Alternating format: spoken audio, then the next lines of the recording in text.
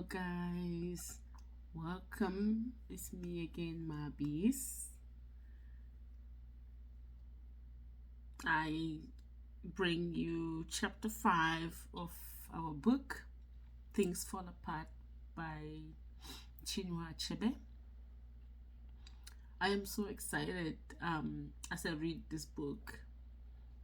I just can't help but draw all kinds of lessons and comparisons and oof. As the storyline, the practice, the culture, the traditions, and the customs, and the beliefs, and the superstition, and I don't know, just name it all. But I really hope that every one of you reading this along with me is definitely getting some lessons from it. I read from chapter 5. The feast of the new yam was approaching, and Umuafia was in a festival mood. It was an occasion for giving thanks to Ani, the earth goddess and the source of all fertility. Ani played a great part in the life of the people than any other deity. She was the ultimate judge of morality and conduct. And what was more, she was in close communion with the departed fathers of the clan whose bodies had been committed to earth. The feast of the new yam was held every year before the harvest began to honor the earth goddess and the ancestral spirits of the clan. New yams could not be eaten until some had first been offered to these powers. Men and women, young and old, looked forward to the New Yam festival because it began the season of plenty, the New Year. On the last night before the festival, yams of the old year were all disposed of by those who still had them. The New Year must begin with tasty fresh yams and not the shriveled and fibrous crop of the previous year. All cooking pots, calabashes, and wooden bowls were thoroughly washed, especially the wooden mortar in which yam was pounded. Yam fufu and vegetable soup was the chief food on the celebration. So much of it was cooked that no matter how heavily the family ate or how many friends and relatives they invited from neighboring villages, there was always a large quantity of food left over at the end of the day. The story was always told of a wealthy man who set before his guests a mound of fufu so high that those who sat on the other side could not see what was happening on the other, and it was not until late in the evening that one of them saw for the first time his in-law who had arrived during the course of the meal and had fallen on the opposite side. It was only then that they exchanged greetings and shook hands over what was left of the food. The New Yam Festival was thus an occasion for joy throughout Umuafia, and every man whose arm was strong, as the Igbo people would say, was expected to invite large numbers of guests from far and wide. Okonkwo always asked his wife's relations, and since now he had 3 wives, his guests would make a fairly big crowd. But somehow, Okonkwo would never become as enthusiastic over the feast as most people. He was a good eater, and he could drink 1 or 2 fairly big gourds of palm wine. But he was always uncomfortable sitting around for days waiting for a feast or getting over it. He would be very much happier working on his farm.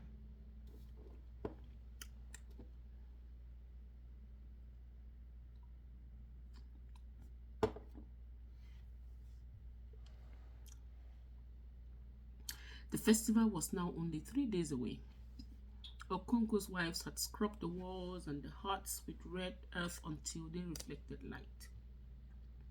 They had drawn patterns on them in white, yellow, and dark green. They then set about planting themselves with painting themselves with camel wood and drawing beautiful black patterns on their stomachs and on their backs. The children were also decorated, especially their hair, which was shaved in beautiful patterns. The three women talked excitedly about the relations who had been invited, and the children reveled in the thought of being spoiled by these visitors from the motherland. Ikemefuna was equally excited. The New Yam Festival seemed to him to be a much bigger event here than in his own village, a place which was already becoming remote and vague in his imagination. And then the storm burst. Okonkwo, who had been walking about aimlessly in his compound in suppressed anger, suddenly found an outlet. "Who killed this banana tree?" he asked. A hush fell on the compound immediately. "Who killed this tree? Or are you all deaf and dumb?" As a matter of fact, the tree was very much alive. Okonkwo's second wife had merely cut a few leaves off of it to wrap some food, and she said so.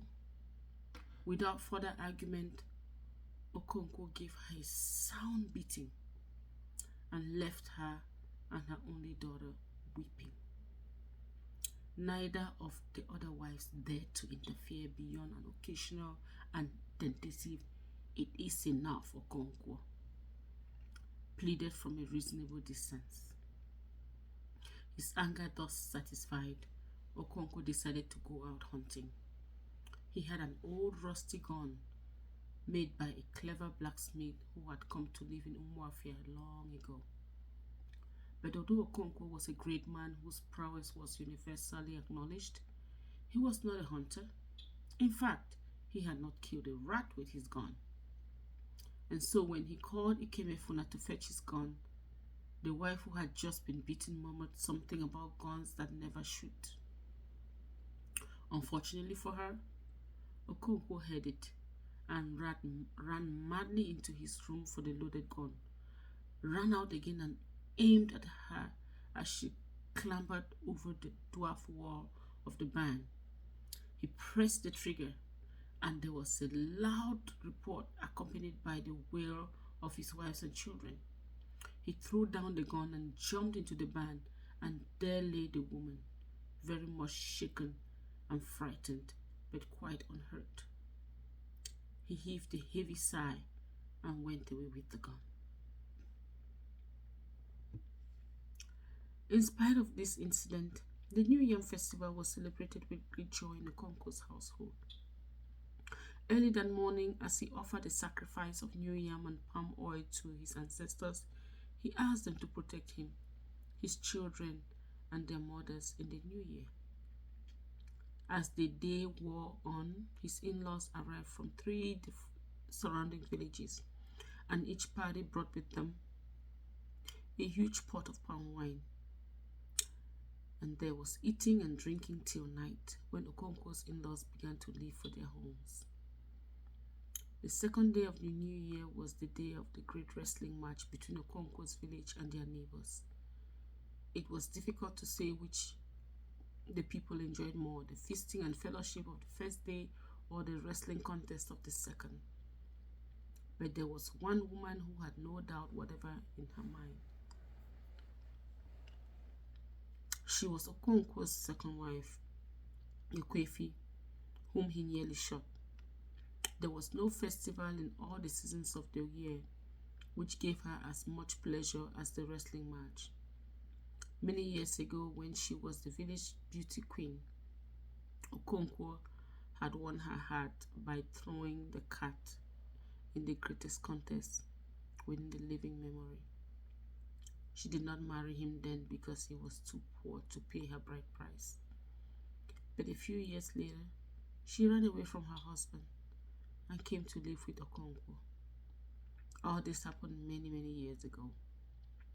Now, Ekwefi was a woman of 45 who had suffered a great deal in her time. but her love of wrestling contests was still as strong as it was 30 years ago. It was not yet noon on the second day of the New Yam festival. Ekwefi and her only daughter, Ezima, sat near the fireplace waiting for the water in the pot to boil. The fowl Ekwefi had just killed was in the wooden mortar. The water began to boil, and in one deft movement, she lifted the pot from the fire and poured the boiling water over the fowl. She put back the empty pot on the circular pad in the corner and looked at her palms, which were black with soot. Ezima was always surprised that her mother could lift the pot from the fire with her bare hands. Ekwefi, she said, is it true that when people are grown up, fire does not burn them? Ezima, unlike most children, called her mother by her name. Yes, replied Ekwefi, too busy to argue. Her daughter was only 10 years old, but she was wiser than her years. But Ngoye's mother dropped her pot of hot soup the other day and broke on the floor. Ekwefi turned the hen over in the mortar and began to pluck the feathers. Ekwefi, said Ezima, who had joined in plucking the feathers, my eyelid is twitching. It means you are going to cry, said her mother. No. It is this eyelid, the top one. That means you will see something. What will I see? She asked. How can I know? Ekwefi wanted her to work it out herself. Oh, I know what it is. The wrestling match. At last the hen was plucked clean. Ekwefi tried to pull out the honey beak, but it was too hard. She turned around on her low stool and put her beak in the fire for a few moments. She pulled again and it came off. Ekwefi, a voice called from one of the other huts.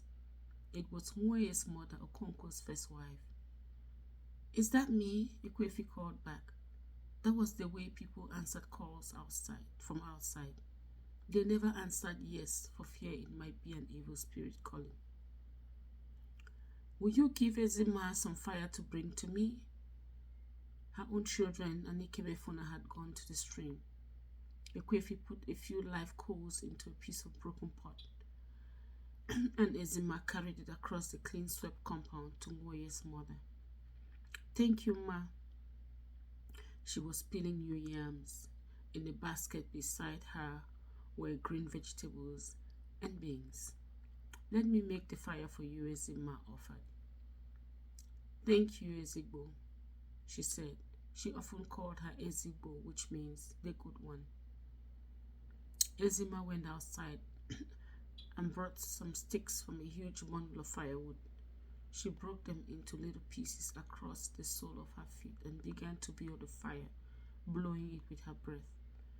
You will blow your eyes out, said Ngoye's mother, looking up from the yam she was peeling. Use the fan.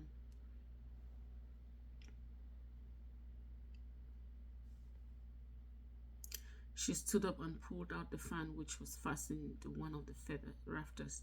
As soon as she got up, the troublesome nanny goat, which had been dutifully eating yam peelings, dug her teeth into the real thing, scooped out 2 mouthfuls, and fled from the hut to chew the cud in her goat shed.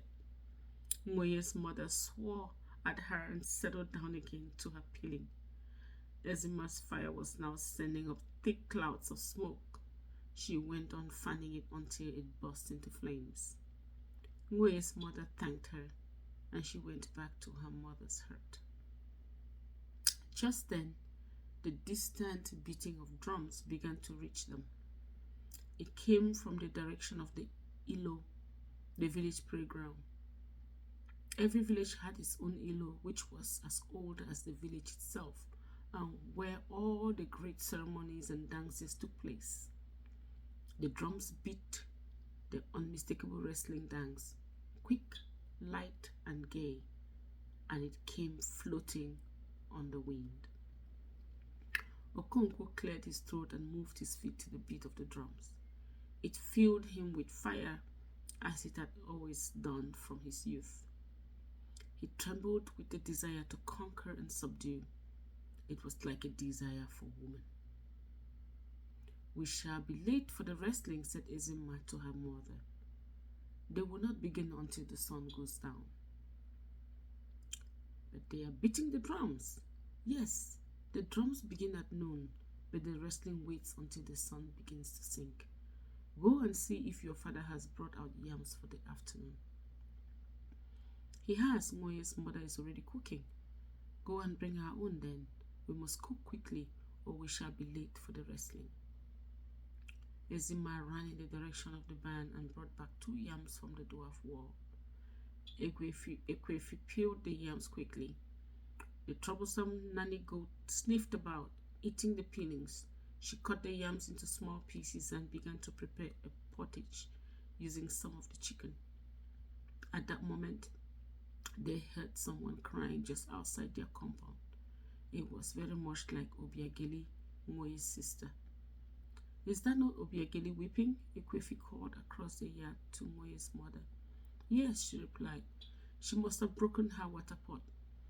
The weeping was now quite close, and soon the children filled in, carrying on their heads various sizes of pots suitable for their years.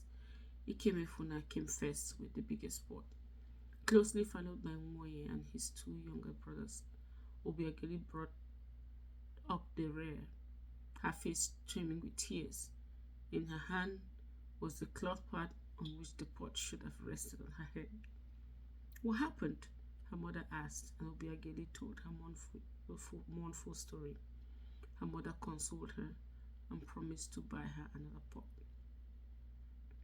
Moye's younger brothers were all about to tell their mother the true story of the accident when Ikemefuna looked at them sternly, and they held their peace. The fact was that Obiageli had been making inyanga with her pot. She had balanced it on her head, folded her arms in front of her, and began to sway her waist like a grown-up young lady. When the pot fell down and broke, she burst out laughing. She only began to weep when they got near the iroko tree outside their compound. The drums were still beating, persistent and unchanging. Their sound was no longer a separate thing from the living village. It was like the pulsation of its heart. It throbbed in the air, in the sunshine, and even in the trees, and filled the village with excitement. Ekwefi ladled her husband's share of the pottage into a bowl and covered it. Ezima took it to him in his obi. Okonkwo was sitting on a goat skin already eating his first wife's meal. Obiageli, who had brought it from her mother's herd, sat on the floor, waiting for him to finish.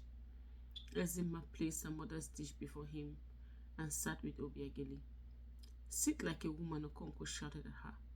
Ezima brought her 2 legs together and stretched them in front of her. "Father, would you go to see the wrestling?" Ezima asked after a suitable interval. "Yes," he answered. "Will you go?" "Yes," and after a pause she said, "Can I bring your chair for you?" "No, that's a boy's job." Okonkwo was especially fond of Ezima. She looked very much like her mother, who was once the village beauty, but his fondness only showed on rare occasions. "Obiageli broke her pot today," Ezima said. "Yes, she has told me about it." "Father, people should not talk when they are eating, or pepper may go down the wrong way." "That is very true. Do you hear that, Ezima? You are older than Obiageli, but she has more sense." He uncovered his second wife's dish and began to eat from it. Obiageli took the first dish and returned to her mother's herd, and then Kechi came in, bringing the 3rd dish. Nkechi was the daughter of Okonkwo's dead wife. In the distance, the drums continued to beat. The end of chapter 5. Thank you for reading with me.